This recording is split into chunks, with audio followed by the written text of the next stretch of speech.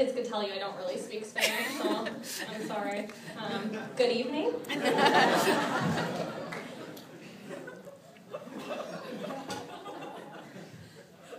I'm Lila, a 7th and 8th grade special education teacher at Gompers Middle School in Watts.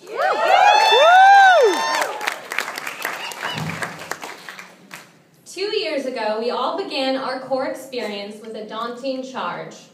Go forth and lead your students to transformational change. The more I came to understand the overwhelming odds against my students, the more impossible that task seemed. My students on average were 5 or more grade levels behind in their reading, writing, and math skills. Some with more suspensions than passing grades, and several were being swept into gang life. They felt abandoned by adult after adult in their lives. In fact, they really loved to tell me stories about how they successfully scared off their past teachers. At a large district school, special education has a particularly bad rap. Teachers and administrators have low expectations for those kids, and I was told that I would be lucky if I could get them to sit in their chairs. Most discouraging of all was my students' attitude about their own potential. As a result of years of failure, they did not believe that they could learn and would quickly give up on their work. The funny thing about transformational change is that it doesn't happen in a lightning flash, as one might expect. Instead, it accumulates in tiny aha moments, sprinkled amidst a sea of setbacks. If you're not holding on to your SOPO for dear life, you just might miss those miraculous moments that put your kids on a new path. It was like I woke up one morning and all of a sudden, Ada, who couldn't count by 2s, was writing and solving fraction word problems. Carlos, who would shuffle in, out, and during class, was sitting in his seat for the entire period and asking thoughtful questions about college. And Anthony, despite a 1st grade reading level, scored proficient on his science benchmark.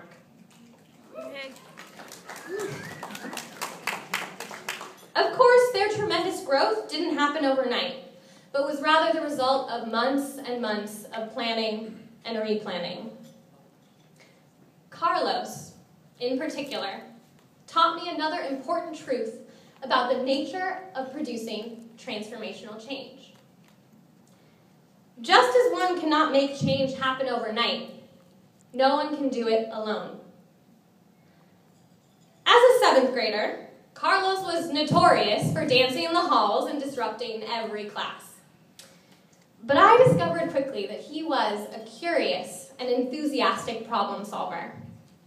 Yet, he would have a good week in class, then get suspended and discouraged. He stopped asking excited science questions, instead telling me, "I'm not a nerd. I don't need to do well in my classes." Before winter break this year, Carlos was suspended for tagging on school property and carrying a knife. But I didn't give up on Carlos. Instead, I continued to give him what he needed, like writing his consequences on Post-it so he wouldn't get embarrassed, and asking him special challenge questions that sparked his interest in science and built up his confidence.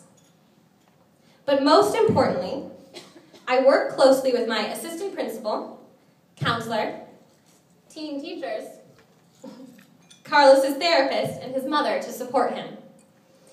By communicating frequently and each providing a particular support to Carlos, we were able to guide him to value his education. I wanted to cry happy tears when a month ago Carlos told me, "Miss, I've changed a lot. I want to do well. I take everything seriously now. I know I can do it." And I'll admit that I did tear up when we took Carlos to visit the magnet school that he's been accepted to for high school. Woo!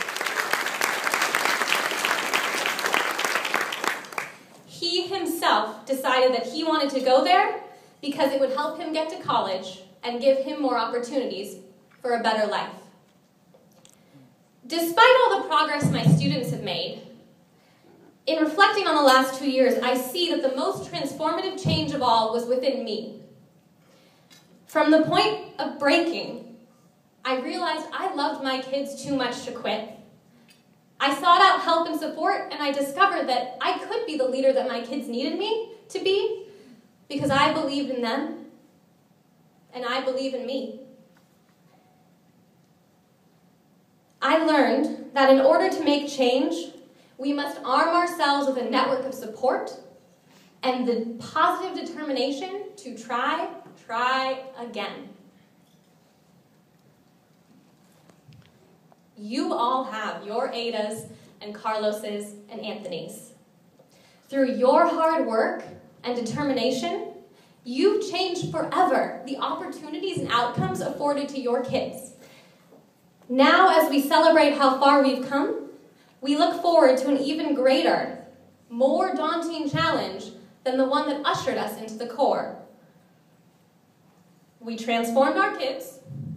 We transformed ourselves. Now we must transform our society. We cannot leave our kids and continue to live in a world where they are denied access to a quality life based on their class, color, or zip code.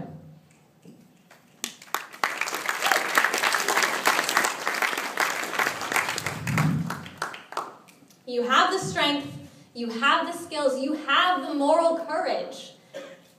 Now all you need to decide is, what role will you play?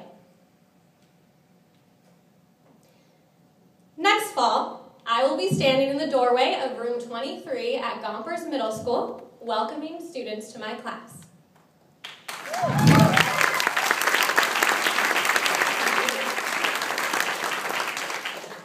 In the future, I will be working towards making equitable policies that affect our students and our communities.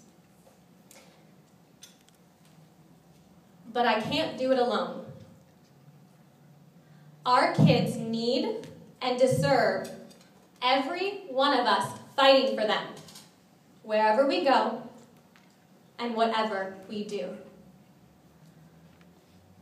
Congratulations on making it through 2 of the most challenging years of our lives. You can clap. It was really hard. When we accepted our offers for Teach for America, we were told we were in for the most difficult experience yet.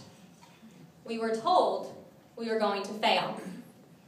But we were selected because we could learn from those failures and lead our students to success. Now looking forward, we are going to face even more difficult challenges. And when we seek support and cultivate the determination to try again, we will transform our world. We will ensure that students like Carlos have a chance to meet their potential. I'm Lila Calaf, a 7th and 8th grade special education teacher at Gompers Middle School. Thank you very much. Woo!